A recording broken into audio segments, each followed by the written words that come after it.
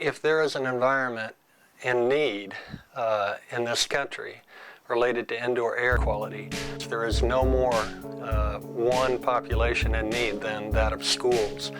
The funding is poor, conditions are poor, the ability as a whole to address these issues contained within a district is very difficult, very much a challenge. Schools are large facilities where we send our children.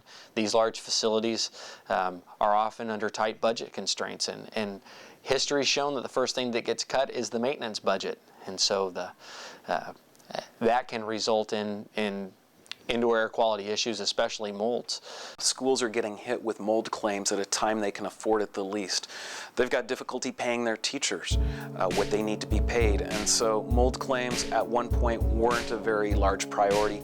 Now mold claims have hit the radar. As more and more funds are reduced, as the budgets are cut, the first thing to go with respect to a school is the maintenance, the janitorial, the custodial, the operations, and it's no wonder that we're faced with the problems that exist today. A school district definitely doesn't want to face, kids getting sick because of the facilities that they're providing. Let's face it, school districts across the country are under huge budget constraints, and they focus on getting teachers into the classroom and adequately paying teachers. Many states right now are experiencing a lot of funding shortfalls. So there are many schools that are locked in on funding that they can only spend a certain amount of dollars.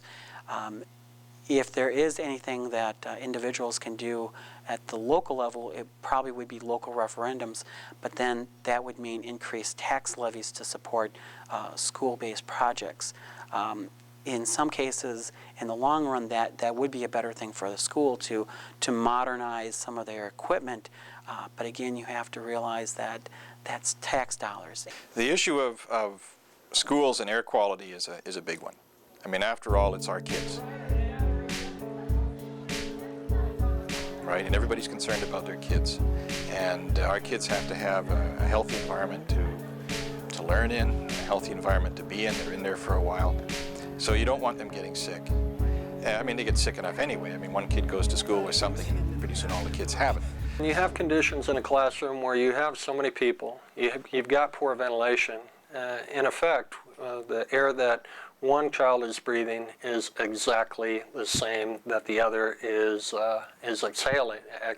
I mean, we're simply recirculating the same air, we're breathing the same air, and it's no wonder that when one child becomes ill, it sweeps through a classroom and many children come down with the same illness very quickly.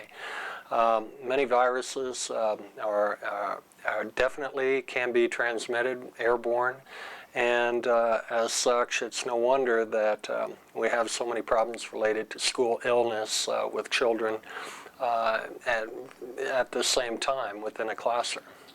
Do those molds affect the learning environment? The answer is absolutely. And when you think about it, if you have children that are asthmatic and they are suffering from asthma attacks that they get in the building due to the mold that's in the building, they can't perform as well. There's no way that a child that misses once a week or once every other week that has to work differently to catch up is going to be able to perform well. Item one. Item two, if that teacher is also affected by the molds in the building and she's missing, as was the case in our children's school, we had teachers that were out for a whole week at a time. You cannot carry on a productive learning environment when that teacher isn't there to carry out her role. So you have the teachers that are missing. You have the children.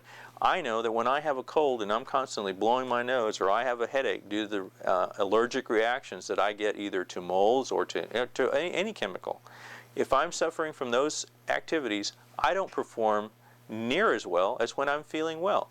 Our children are not learning what they should be. The classroom environment as a whole is simply not conducive to learning. So it's not just absenteeism that we should pay attention to. It's all the allergies, the conditions that contribute to asthma, all of these things as well do provide blocks in terms of learning that are occurring in the classroom. Based on the health effects that we have seen of the children, of the teachers, and of the absences, there is no way that those classrooms could perform as well as a classroom where you have 100% of the teacher's time there all the time and children that are not sick 10 to 15 to 20% of the time due to absences, either due to asthma or allergies or respiratory problems, and they can't attend class.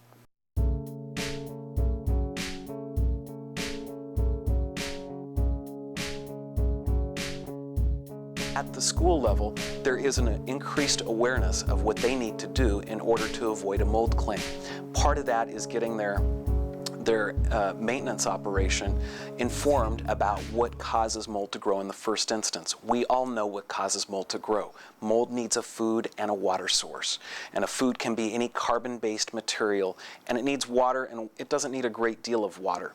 As long as you've got that education on the front lines as to what causes mold growth, they've got the tools to combat that. And they also are out there every day looking at the facilities, and if there is an issue, there's got to be a chain to report that so it can get addressed and get taken care of. I think being the squeaky wheel and letting people know that there's a problem, that little Johnny's sick every time he goes to school, is definitely a move in the right direction. If a parent suspects that their child's illness is a result of what's going on in a school, there's a number of things that they can do and a number of things that they shouldn't do.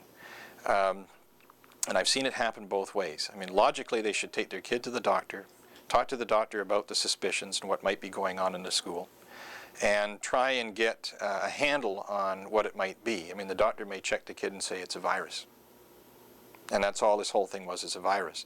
And that happened in an incident that I was involved in. And I mean, literally, it was like you could see the mob, the torch-wielding mob coming up the street with the news cameras outside, hysterical people. As a matter of fact, one of the superintendents had a heart attack in the middle of one of the meetings. It got very, very heated. It went completely sideways, and emotions and ruled it, and science did not. I think that it's important for parents to monitor their children, especially from a health perspective when they go to school. Parents need to watch their children in all cases. I think in this case, though, I think some proactive steps need to be examined by each and every district, where they periodically check and inspect for these types of conditions in their schools. That information should be public. Certainly, if a school district wants to stay away from any types of these problems, they would do periodic sampling and publicize that data to show that, look, our mold levels are consistent with the ambient levels outside. The air that's outside is coming inside. That's good. That's fresh air. That's clean air. That's what you want your kids breathing at our school. I think that that's a more cost-effective way than waiting until there is a problem that they then have to deal with a construction, remediation, lack of, you can't use the facilities during that time, and, grumpy parents who are upset because little Johnny was sick. And, when you wait for a problem to develop, because the parents have to get out their pitchforks and run down to the PTA meeting with their torches and scream that, there's got to be something wrong, that's not the best way to handle it. It may be a process that doesn't work as fast as you want, but nevertheless, it's one you have to go through to solve the problem. If you try and do it through hysteria, you're going to be spending a lot of money unnecessarily, and of course that's not a concern of mine. To solve the problem, it doesn't matter how much money you need to spend.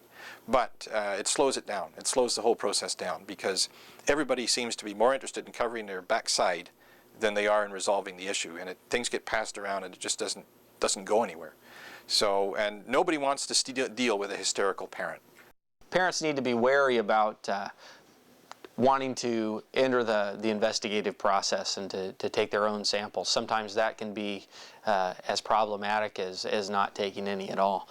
Certainly, inviting the district to be responsible, or the school, whoever is in charge of the particular facility, to be responsible and investigate that process with a professionally qualified individual or company is the best way to go. And let the district do their job. That's why they're there, and report back in a timely manner. I think it won't be a bad idea if both the teacher and the school agrees on the consultant qualification before he or she starts their work. That should eliminate any doubts in the teacher or the administration, school administration's mind to the qualification of that investigator, especially after thousands of dollars are spent on trying to find a problem. The biggest thing that a school can do to identify any potential problem they have is ordering a book from the US EPA. It's called the Tools for Schools program. If they implement the Tools for Schools program, it's a very good guideline that will help them identify any potential indoor air quality problem that they have. Well, I think our role really is all about collecting and synthesizing and then disseminating information on what the most effective techniques are for dealing with all kinds of indoor air issues. This is what our authority tells us to do and what we've really been focused on for a long time, and that is to look at all of the different buildings where people spend time and try to help them understand what all of the pollutant sources are that might be present, whether it's in homes or in schools or in office buildings, and how to reduce their exposure to these sources and understand what kinds of health issues are associated with being exposed to them and what methods work the best for dealing with reducing their exposure. And so we're all about information. We do training, we do outreach, we do education of all types, and that is really the mission that we have been given and the mission that we undertake.